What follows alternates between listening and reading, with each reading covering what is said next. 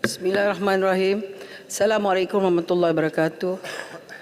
Tuan Yang Di-Pertua, bagi pihak Jabatan Perdana Menteri, saya ingin mengucapkan terima kasih kepada Yang Berhormat daripada Titiwangsa, Taiping, Arau, Tenggara, Tasik Gelugur, Subang, Beluran, Sempurna, Alustar, Kota Melaka, Pokok Sena, Pendang, Labuan, Ketere, Jelun, Besut, Tuaran, Lumut, Putrajaya, Betong, Rasa, Kalabakan, Bangi, Kota Belud, Gombak, Jerantut, Simpan Renggam, Ipoh Barat, Mersing, Gopeng, Kuala Krau, Bayan Baru, Kinabatangan, Jelutong, Hulu Terengganu, Rantau Panjang, Kelang dan juga Batu.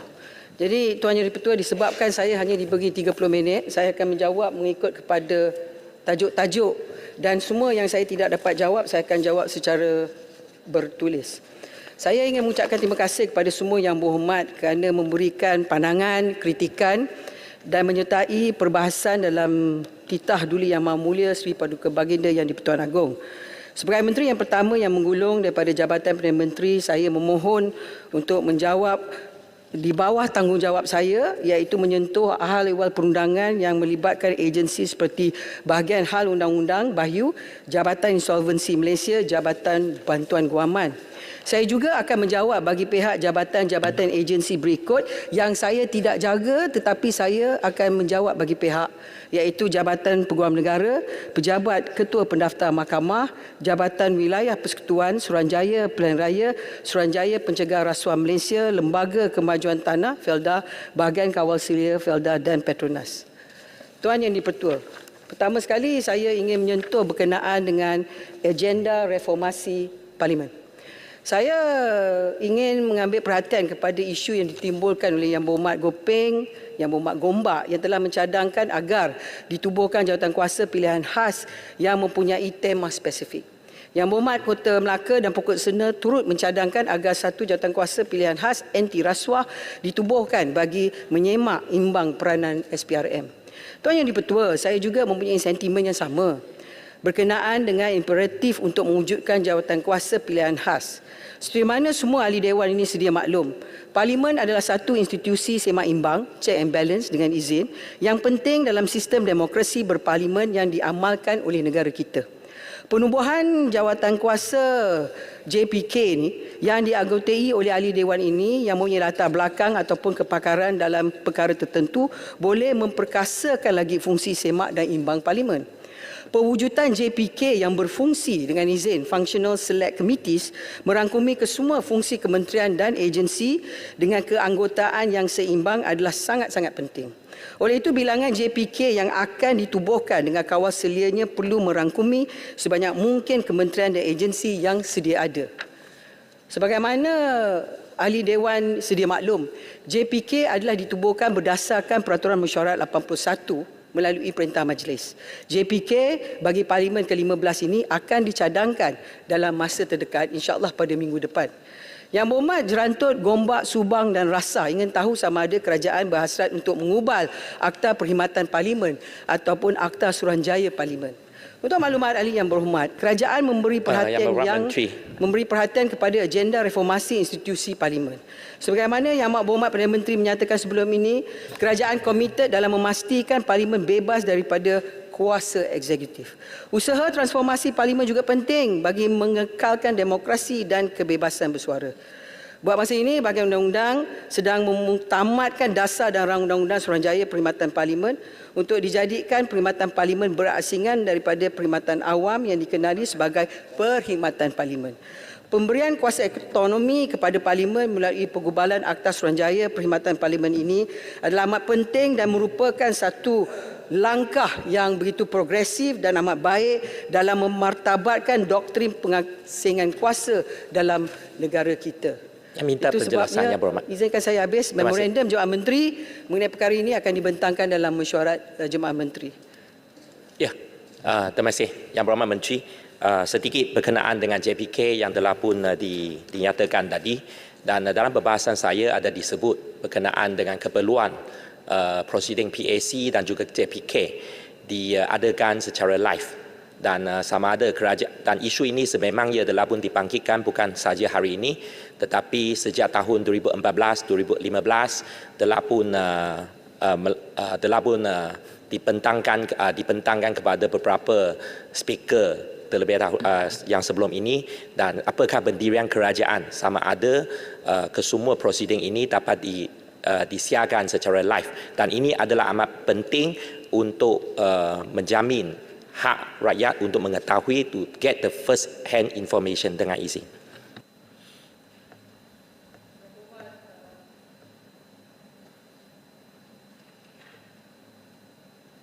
Muhammad Taiping, sebenarnya saya secara peribadi saya setuju, tetapi disebabkan oleh peraturan dan mesyuarat kita, jawatankuasa pemilih boleh membawa isu ini.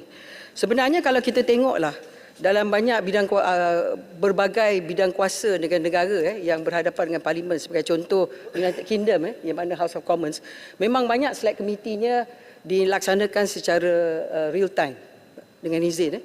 Mungkin kerana mereka melihat ini salah satu pada cara supaya banyak wakil rakyat itu dilihat oleh rakyat itu bekerja.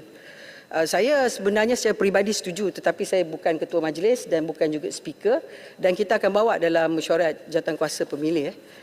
Jadi saya nak sebut juga tentang Yang Berhormat Jerantut, Arau dan juga Taiping dan juga Beloran yang menimbulkan isu tentang reformasi parlimen untuk dilaksanakan segera, hal urusan parlimen seperti pertanyaan lisan ditambah baik, kemudian menggesa memperkasakan PAC, kemudian mencadangkan peraturan mesyuarat Dewan Rakyat dipinda berkenaan mekanisme kehilangan kerusi parlimen dan prosedur undi usul percaya ataupun tidak percaya. Untuk maklumat ahli-ahli yang berhormat, bagi sidang parlimen kali ini banyak penambahbaikan berkaitan urusan parlimen telah kita buat. Sebagai contohnya, waktu pertanyaan Perdana Menteri diwujudkan untuk mengganti waktu pertanyaan menteri untuk hari Selasa, memberi peluang pada ahli-ahli yang berhormat daripada kerajaan maupun pembangkang untuk mempengerusi secara sementara mesyuarat Kamar Khas di bawah peraturan 16.5. Kemudian usul berkenaan perkara takbir kerajaan di bawah peraturan mesyuarat 17 di Kamar Khas boleh diucap lebih daripada 2 usul untuk maksimum usul daripada 2 orang ahli yang berhormat. Sekiranya terdapat banyak usul yang perlu dihantar, ia dapat memastikan semua usul peraturan mesyuarat 17 daripada ahli yang berhormat dapat dibentangkan dan dijawab oleh Yang Berhormat Menteri dalam Kamar Khas. Akhir sekali, membenarkan sesi penerangan daripada menteri-menteri juga dibuat di Kamar Khas. Bererti Kamar Khas ini, Tuan Yang Di-Pertua, dilihat sebagai satu kamar yang betul-betul aktif, bukan hanya kepada soalan one way street daripada ahli-ahli parlimen dan jawapan daripada menteri. Pelbagai cadangan penambahbaikan sering dilontarkan oleh pelbagai pihak. Ini termasuk ahli-ahli parlimen sendiri yang begitu pengalaman, termasuk CSO, Civil Society Organisation dengan izin, dalam mereformasikan institusi parlimen kita. Antaranya adalah memperbanyakkan rang undang-undang persendirian oleh ahli-ahli parlimen, iaitu Private Members Bill. Pewujudan bahagian gubalan khas, iaitu adanya satu drafting division dalam parlimen kita sendiri, bebas daripada kawalan daripada Jabatan Peguam Negara. Sebagai contoh, penambahbaikan bahagian penyelidikan sedia ada supaya research division dengan izin begitu bertaraf pada tahap yang begitu antarabangsa di segi kapasiti dan juga kepakaran, penambah hari persidangan mesyuarat parlimen daripada 70 lebih kepada 100 lebih, hari khusus bagi opposition day sebagai contoh, dan juga memastikan kehadiran menteri dan pejabat awam apabila dipanggil oleh jawatankuasa pilihan khas. Ini semua telah dilontarkan oleh pelbagai NGO, CSO, termasuk juga ahli-ahli parlimen yang begitu pengalaman, dan insya-Allah jawatankuasa pemilihan select committee kita dengan jawatankuasa yang dipengusikan oleh speaker kita melihat kepada pembentukan perubahan yang begitu progresif kepada parlimen kita. Jadi saya melihat bahawa pada kali ini kita akan melihat banyak perubahan, insya-Allah, supaya parlimen kita ini boleh dilihat kepada satu tahap yang begitu tinggi. Walau bagaimanapun banyak usaha, kita dengar desas-desus Tuan Yang Di-Pertua bahawa di segi Parliamentary Services Act, pegawai-pegawai di parlimen banyak yang agak khawatir, takut bahawa mereka tak ada masa depan kalau parlimen itu dianggap sebagai close service. Saya rasa ini akan dibincangkan lebih mendalam. Tetapi kalau kita lihatlah, bila seseorang tu bertugas di parlimen, seperti juga bertugas di badan kehakiman, sebagai anggota-anggota pentadbiran, kebebasan itulah mereka bawa, bukan saja di segi pekerjaan mereka, tetapi pemikiran mereka sebagai salah satu daripada individu yang dapat membawa kepada tahap yang disebut separation of powers dengan izin dalam negara kita yang betul-betul bebas. Dan saya merasa bahawa kalaulah Parliament Services Act itu dapat kita gerakkan, saya langsung kita dapat melihat satu pemikiran perubahan paradigma kita sebagai rakyat Malaysia tentang peranan parlimen sebagai badan legislatif yang begitu bebas. Dengan itu, ahli jawatankuasa pemilih seperti yang semua tahu, hari ini adanya notis menyatakan Majlis Dewan Rakyat pada 14 Februari, jawatankuasa pemilih telah memilih ahli jawatankuasa pilihan tetap iaitu jawatankuasa peraturan mesyuarat, jawatankuasa dewan dan juga jawatankuasa hak dan kebebasan. Yang Berhormat Pokok Sena pula mencadangkan agar kerajaan meningkatkan bilangan anggota Dewan Negara bagi menguatkan lagi suara negeri ke persekutuan. Kerajaan mengambil maklum cadangan ini dan sedang dalam penelitian. Pada masa yang sama mengambil kira faktor-faktor keanggotaan ahli Dewan Negara yang hendaklah dilantik oleh Yang di-Pertuan Agong dan pilihan daripada Dewan Undangan Negeri sebagaimana yang termaktub dalam perkara 45 Perlembagaan Persekutuan. Izinkan saya alih kepada poin yang kedua iaitu agenda reformasi institusi dan perundangan. Yang Berhormat Kalabakan telah membangkitkan isu kebankrapan yang membabitkan golongan muda dan mencadangkan program literasi kewangan. Tuan Yang di-Pertua, kerajaan sentiasa memberikan perhatian serius berhubungan isu kebankrapan yang berlaku dalam negara kita, terutama sekali kepada kalangan belia. Sebagaimana dimaklumkan sebelum ini dalam majlis ini pada 14 Februari, seramai 1,060 individu dalam kategori umur 25 hingga 34 tahun telah menerima perintah kebankrapan. Kerajaan terus mengiatkan usaha untuk menangani isu belia bankrupt melalui program kesedaran dan penambahbaikan peruntukan undang-undang kebankrapan. Pengurusan kewangan atau literasi kewangan adalah sangat penting, Tuan Yang di-Pertua, kerana ia dapat melindungi belia daripada kesilapan membuat keputusan kewangan yang membawa mereka kepada kebankrapan. Dalam perkara ini, subjek pengurusan kewangan peribadi PMF telah diperkenalkan di institusi pengajian tinggi. Kerajaan juga melalui agensi kaunseling dan pengurusan kredit AKPK menyediakan perkhidmatan pendidikan dan khidmat nasihat kewangan secara percuma. Selain daripada itu, program literasi kewangan dan kesedaran masyarakat tentang isu muflis turut menjadi agenda Jabatan Insolvensi Malaysia dalam program bersama masyarakat. Saya berharap dan berdoa bahawa kami mendapat berita baik bahawa pada esok hari dalam pembentangan belanjawan, Yang Amat Berhormat Perdana Menteri mungkin akan memberikan beberapa pengumuman yang begitu positif dalam isu kebankrapan oleh rakyat Malaysia, khasnya generasi-generasi belia. Yang Berhormat Sempurna Kinabatangan dan Beluran telah membangkitkan mengenai isu penguatkuasaan dan penambahbaikan undang-undang berkaitan anti lompat parti. Tuan Yang di-Pertua, saya telah menganggotai jawatankuasa pilihan khas yang telah menimbang RUU pindaan perlembagaan mengenai peruntukan larangan lompat parti. Antara dua implikasi utama undang-undang ini adalah pertama, ahli dewan ini bukan lagi free agent, dan kedua, parti politik kini mempunyai satu identiti dalam perlembagaan kita yang sekaligus mengubah corak landscape demokrasi berparlimen dalam negara kita. Ini sedikit sebanyak telah membantu dalam usaha penubuhan kerajaan perpaduan pada hari ini. Akta Perlembagaan Pindaan nombor 3 2022, Akta A1663 yang melarang ahli Dewan Rakyat bertukar parti telah diwartakan pada 6 September 2022 dan berkuat kuasa mulai 5 Oktober 2022. Peruntukan Seksyen 6 Akta ini memberikan ruang kepada kerajaan negeri dan Dewan Undangan Negeri untuk melaksanakan peruntukan larangan ahli Dewan Rakyat bertukar parti melalui pindaan perlembagaan negeri tertakluk persetujuan Raja atau Yang di-Pertua Negeri. Sehingga kini, Negeri Selangor, Pulau Pinang, Perak, Perlis, Negeri Sembilan, Kelantan dan Sarawak telah menguatkuasakan enakmen negeri masing-masing berkaitan larangan bertukar parti ke peringkat Dewan Undangan Negeri. Kerajaan akan meneliti semula penambahbaikan yang boleh dibuat terhadap undang-undang ini berkaitan dalam isu memastikan undang-undang tersebut dapat terus melindungi mandat rakyat dalam memilih wakil rakyat mereka. Yang Berhormat Besut dan Jelun telah membangkitkan isu penubuhan pasukan petugas PPK yang membabitkan Tan Sri Tommy Thomas iaitu bekas Peguam Negara dan mengapakah Majlis Peguam Malaysia mempertikaikan korum PPK serta meminta untuk memaklumkan syur PPK. Laporan PPK itu secara jelas dihasilkan secara terbuka dan tidak berpihak pada mana-mana pihak. Hasil dapatan dan syur yang telah dikemukakan adalah hasil daripada sesi konsultasi dan temu bual dengan pelbagai pihak dan kepentingan. Justru itu sekali lagi wajar ditegaskan bahawa apa juga pertikaian oleh mana-mana pihak ke atas laporan dan PPK ini adalah tidak wajar dan tidak berasas. PPK ini telah mengemukakan dapatan dan show-show dalam laporannya yang boleh diakses melalui laman web BHEUU di Jabatan Perdana Menteri. Kerajaan juga dalam masa terdekat akan menubuhkan suatu Suruhanjaya Siasatan Diraja RCI untuk meneliti secara menyeluruh isu-isu berkaitan integriti serta kebebasan institusi kehakiman dan perundangan dalam negara kita, termasuk dakwaan-dakwaan yang tergandung dalam buku tersebut.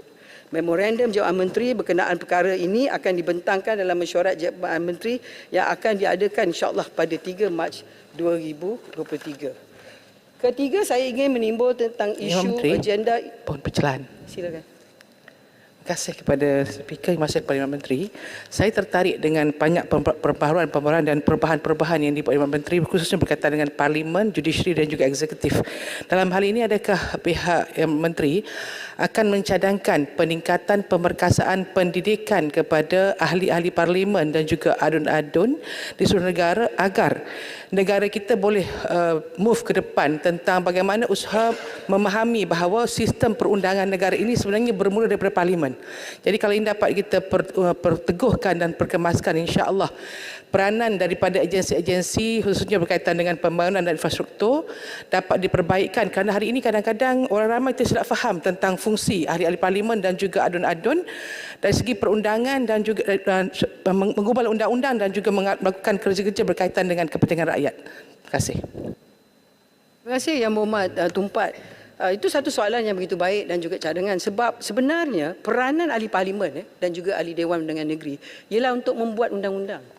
Membuat undang-undang itu bererti bukan saja undang-undang yang baru, tetapi juga memantau undang-undang yang sedia ada. Itu sebabnya kalau kita tengokkan dalam peraturan mesyuarat, kita ada yang disebut sebagai Private Members Bill.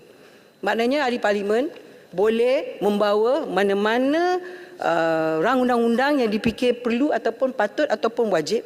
Tetapi masalahnya yang berhormat ialah selalunya apabila Private Members Bill dibawa oleh ahli-ahli Dewan, ia menjadi yang paling bawah. Sebab yang penting diutamakan adalah apa yang disebut sebagai government business dengan izin. Memang itu dilihat sebagai satu keutamaan dalam banyak negara-negara yang bertemakan sistem seperti kita, Westminster System. Tetapi dengan sebagai contohnya, kalau kita dapat sentiasa bekerjasama antara pihak kerajaan dan pihak pembangkang untuk membincangkan tentang perlunya peruntukan undang-undang dipinda dengan melalui sebagai contoh select committee, kewujudan jawatankuasa, itu juga dilihat sebagai satu pendekatan kepada peranan yang dimain oleh ahli-ahli Parlimen untuk sentiasa berhujah, berbincang dan memberikan pandangan kepada undang-undang yang telah wujud ataupun sedang untuk diwujudkan. Tetapi kita tidak boleh dengan izin Tuan Yang Di-Pertua hanya kata orang membantah for the sake of opposing. Sebab kita tak suka kepada kerajaan, kita membantah. Tak boleh.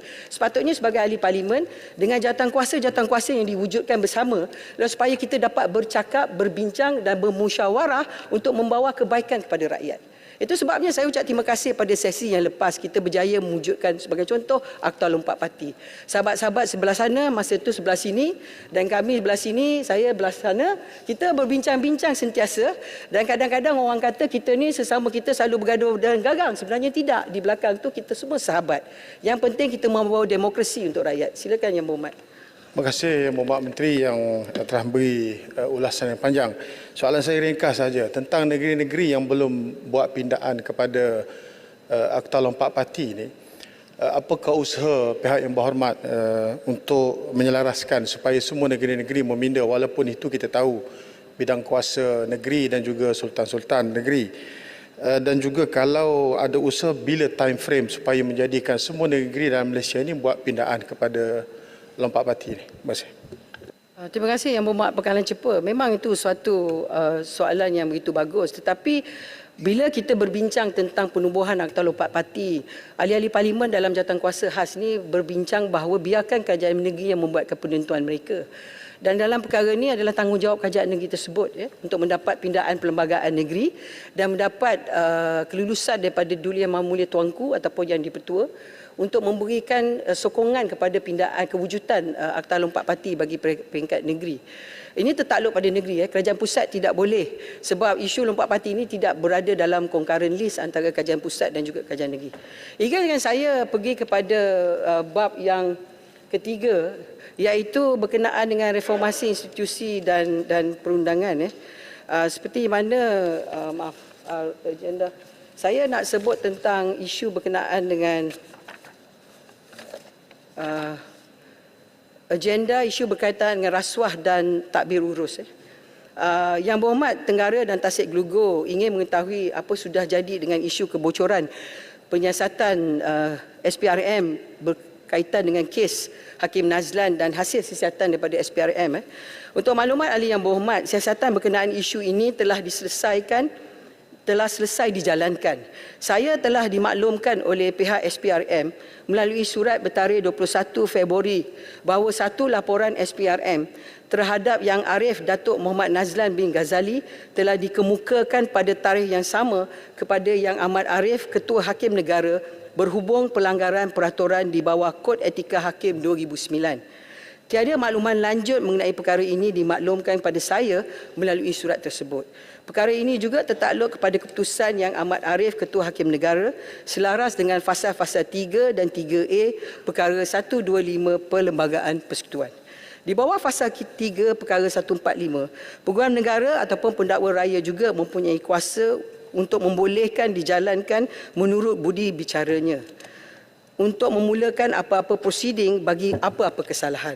Kuasa budi bicara yang diberikan kepada Peguam Negara di bawah fasal 3 perkara 145 amat luas dan boleh menuduh mana-mana orang termasuk seseorang hakim sekiranya keterangan bagi sesuatu kesalahan memenuhi segala elemen pertuduhan tersebut. Namun yang demikian, kerajaan tidak akan campur tangan dalam kuasa Peguam Negara ataupun pendakwa raya. Yang Berhormat Pendang Tanah Merah, Lumut dan Ketereh telah mohon jaminan daripada pihak kerajaan bahawa semua pesalah yang terbabit di dalam skandal LCS tidak akan dilunengi atas apa-apa kepentingan politik.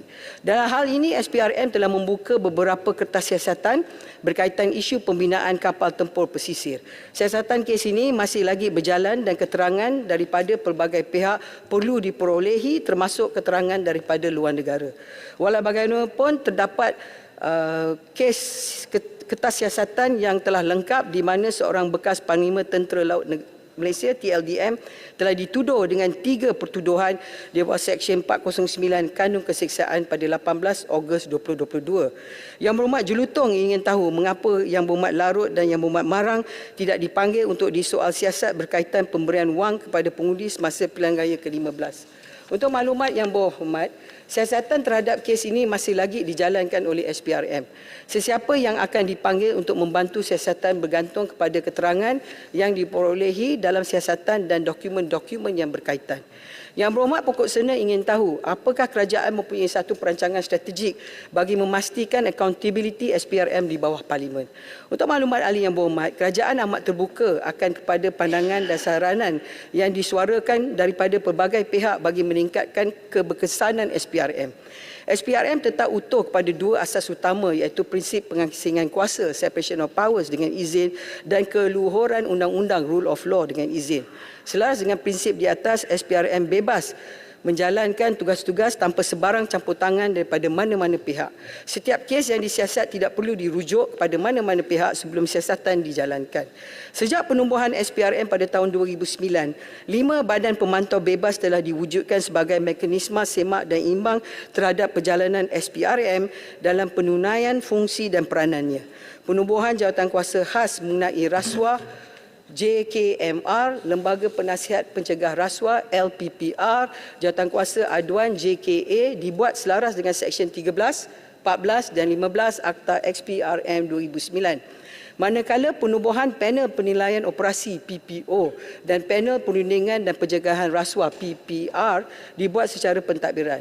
Walau bagaimanapun, usaha memperkasakan SPRM turut dan sedang dilaksanakan khususnya dalam pelantikan Ketua Suruhanjaya, Peruntukan Kewangan, Jawatankuasa Pemantau Penubuhan Suruhanjaya, Perkhidmatan dan Tenaga Kerja. Akhir sekali, Tuan Yang di-Pertua. Perintah laluan. Silakan Yang Berhormat. Terima kasih Yang Berhormat Menteri. Yang Berhormat Menteri, saya dengar apa yang disebut berkenaan dengan SPRM dan apa mekanisme yang wujud untuk pastikan bahawa setiap pegawai SPRM untuk tugas dengan baik untuk tujuan kita mencegah rasuah. Tapi Yang Berhormat Menteri, dalam masa sama kita juga lihat dalam akta SPRM wujudnya beberapa mekanisme untuk kita buat aduan berkenaan dengan apa yang disebut sebagai complaints terhadap pegawai-pegawai SPRM dalam penyiasatan mereka terhadap orang-orang tertentu. Saya nak tanya Yang Berhormat Menteri, sama ada ataupun tidak kita boleh pertimbangkan wujudkan satu mekanisme di mana orang yang ada aduan terhadap apa yang dilaksanakan oleh pegawai SPRM semasa siasatan, mereka ada ruang bebas untuk membawa aduan tersebut dan aduan tersebut dapat dinilaikan sama ada untuk menentukan sama ada pendakwaan terhadap mereka adalah betul ataupun sekiranya tidak ada pendakwaan, bagaimana kita hendak memperbetulkan keputusan itu. Kerana sekarang kita dapat banyak aduan berkenaan dengan siasatan-siasatan di mana cukup jelas dalam kes-kes tertentu kita dapat lihat bukan saja terdapat keadaan-keadaan di mana keterangan yang ada digelapkan ataupun disuppress, juga terdapat keterangan-keterangan yang menunjukkan bahawa siasatan tidak adil dan sebagainya. Ini kita lihat banyak aduan dibuat. Tapi masalah dia, aduan-aduan ni dengan izin dia left hanging.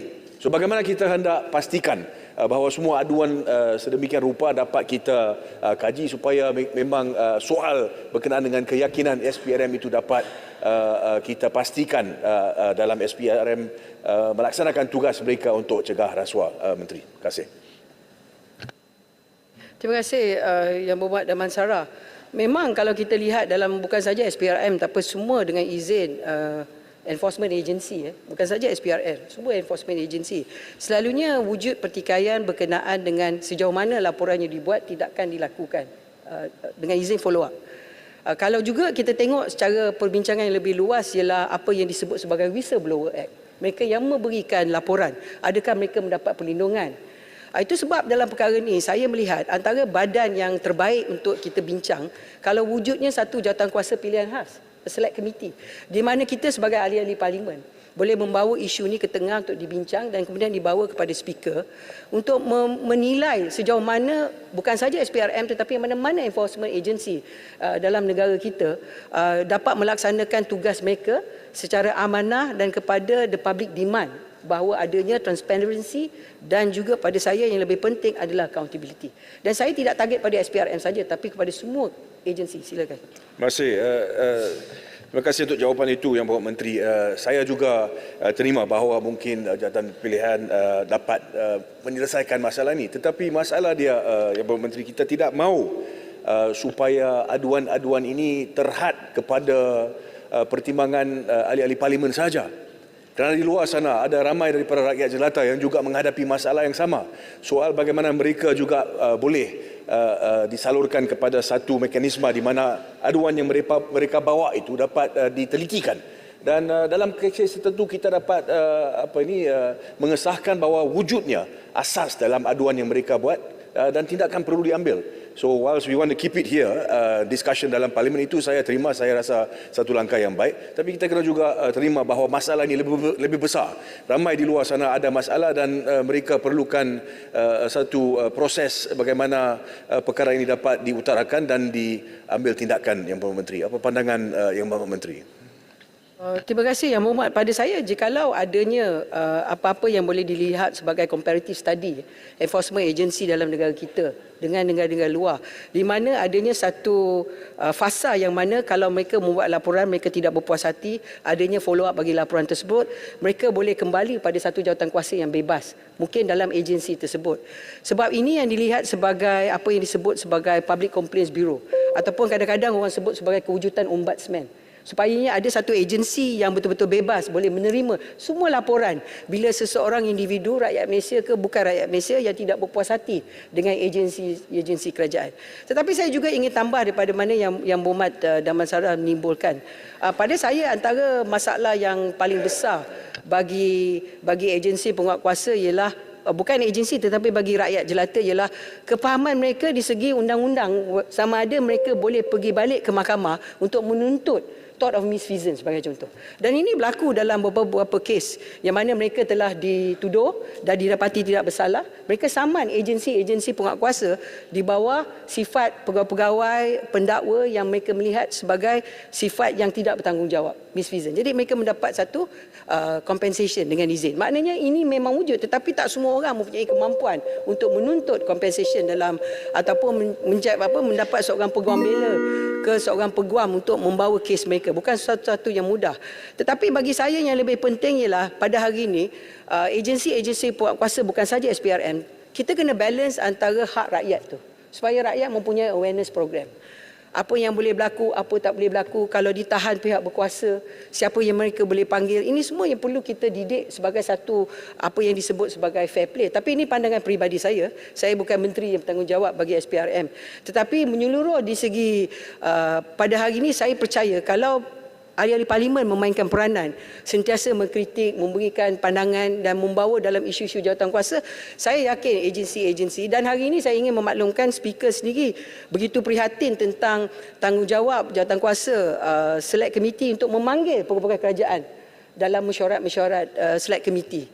Ini perlu kita lihat dan Datuk Speaker sendiri melihat bahawa ini satu perkara yang lebih positif untuk negara kita. Kita berhadapan dengan situasi di mana dalam standing order peraturan mesyuarat tidak diletak sebagai tanggungjawab pada pegawai kerajaan diwajib untuk hadir. Dan kita sendiri dalam parlimen yang lebih pada 20 tahun, tahu ini is an ongoing masalah bagi kita sebagai ahli parlimen dalam jawatankuasa select committee. Tapi bagi saya, speaker memang menyedari dan dia pun memberikan satu positif respon kepada isu ini bila dibawa. Silakan Yang Berhormat. Minta maaf Menteri, saya tidak mahu mengambil masa yang terlalu, tapi saya dengar apa yang disebut and it's I think the step in the right direction. Adakah kerajaan bersedia untuk mengubal undang-undang supaya semua masyarakat dapat satu jawatankuasa ataupun satu mekanisme sekiranya ada aduan mereka boleh bawa dan aduan itu dapat diperiksa dan sekiranya ada sebarang asas dalam aduan tersebut tindakan diambil tanpa diperolehi mereka ini untuk melalui proses saman, tanpa mereka ini perlu untuk proses melantik peguam dan sebagainya, kerana seperti mana yang Bapak Menteri sebut tadi, ramai di luar sana mereka menghadapi masalah ini tetapi mereka tidak ada dana ataupun daya untuk melantik peguam dan melalui proses sivil dan sebagainya. Dan kepada saya, kalau sesuatu yang tidak betul berlaku, baik kita hentikannya daripada kita minta orang biarkan ianya berlaku kemudian kita ambil tindakan. So in that context, adakah kerajaan bersedia untuk menggubal undang-undang yang memberikan ruang kepada mereka-mereka yang menghadapi masalah ini untuk ambil tindakan, Yang Berhormat Menteri? Terima kasih. Terima kasih Yang Berhormat. Dan sebagai kerajaan hari ini, kerajaan Malaysia Madani, sudah tentu kita mahu meletakkan satu elemen ihsan kepada rakyat. Ini sesuatu perkara yang penting kerana bila mereka terlibat dalam agensi penguatkuasa, banyak kali, terutama sekali bagi saya yang pernah kita yang di-Ketua Timbalan Speaker dengan saya dalam jawatankuasa select committee dalam isu wanita dan kanak-kanak. Kadang-kadang wanita dan kanak-kanak menjadi mangsa. Itu sebabnya saya ingin respons secara positif bahawa memang sudah tiba masanya untuk kita melihat satu cara yang lebih proaktif untuk memberikan bantuan, dan insya-Allah saya akan bawa kepada mesyuarat kabinet dalam isu yang ditimbul. Oleh itu saya rasa masa telah tak mengizinkan. Menteri, isu Sulu boleh minta Sulu? komen ya. Sulu? Ya. Sulu saya akan bagi taklimat khas hari Selasa kepada semua ahli parlimen, dan saya akan ke Sabah hari Rabu untuk bertemu dengan ahli-ahli Dewan Negeri dan menteri-menteri, kerana pada hari Rabu ialah 10 tahun yang berlaku di Lahad Datu. Tapi Menteri, saya rasa perlu silakan. ada public explanation lah tentang isu-isu yang berkenaan kerana isu baru-baru ni Petronas, aset Petronas disita semula. Jadi dia menjadi satu concern kepada rakyat di mana aset negara dia terancam ya. Jadi saya mohon supaya ada satu update kepada publik, bukan sekadar ahli parlimen tetapi kepada orang-orang awam di luar sana yang ingin tahu tentang perkembangan yang terkini tentang isu Sulu ini. Minta penjelasan. Yang Berhormat Menteri Kota Belud. Saya mau tahu tadi YB Menteri ada sebut next week YB Menteri ke Sabah untuk mungkin bagi briefing kepada ADUN Sabah. Cuma bagaimana dengan ahli parlimen Sabah pula? Talimat on Tuesday. Ahli parlimen, semua ahli parlimen Sabah, Sarawak, Semenanjung semuanya hari Selasa. Ya, bah. Menteri Gulong. Ya, jadi saya pada sulu tu saya dah jawab satu je. Memang kita menyedari bahawa yang penting wujudnya satu publicity campaign. Sebab kita nak rakyat Malaysia mengetahui bahawa hak kita diancam oleh 8 mereka yang mengaku mereka adalah keturunan dan adik-beradik kepada Sultan Sulu yang mangkat. Yang menjadi paling menarik ialah Singapura baru-baru ini mengeluarkan minggu lepas, Channel News Asia membuatkan satu dokumentari tentang apa yang berlaku di Sulu, di Lahad Datu, dan kemudian mengikatkannya kepada pewujudan arbitrasi komersial yang dibuat oleh 8 claimant ini sebagai gerakan mereka yang saya sendiri memanggil sebagai commercial piracy dengan izin. Tetapi ingat ya, bagi kita dalam dokumentari oleh Singapura, CNA Asia, di sini mengaku bahawa mereka adalah rakyat Filipina. Ini isu kedaulatan. Kalau betul isu kedaulatan, kita berlawan dalam mahkamah tentang kedaulatan, bukan dalam mahkamah commercial arbitration. Jadi mengganggu gugat harta-harta aset negara ya kerana mereka nak menakutkan rakyat Malaysia dan juga aset. Tapi ingat yang paling penting di sini ialah mereka melihat kalau Malaysia tidak bersatu, kita ni bergolakkan politik, tidak adanya kerajaan yang stabil, mereka akan menyerang kita. Itu sebabnya kita kena terima kepada titah tuanku. Kita mesti mewujudkan pada rakyat bahawa kita akan mentadbir dan membawa kebaikan kepada negara. Jadi kalau kita kita tidak stabil sebagai kerajaan, mereka akan mengancam aset-aset kita. Dan ingat, bukan saja Petronas, banyak lagi aset kita mereka tengah melihat. Dengan itu saya mengucap terima kasih. Saya ada lagi 2 rakan daripada Jabatan Perdana Menteri, 2 lagi menteri yang akan menggulung. Dan jadi saya akan memberikan semua jawapan-jawapan bertulis kepada semua ahli-ahli yang berhormat yang saya tidak sempat jawab pada hari ini. Tuan Yang Pertua, saya menyokong titah tuanku. Terima kasih. Parti Amanah Negara Kawasan Hang Tuah memohon sumbangan derma pilihan raya untuk PRN Selangor, Pulau Pinang, Negeri Sembilan, Kedah Kelantan dan Terengganu. Sudilah kiranya membantu kami. Terima kasih kerana menonton. Jangan lupa subscribe, share, tekan butang loceng.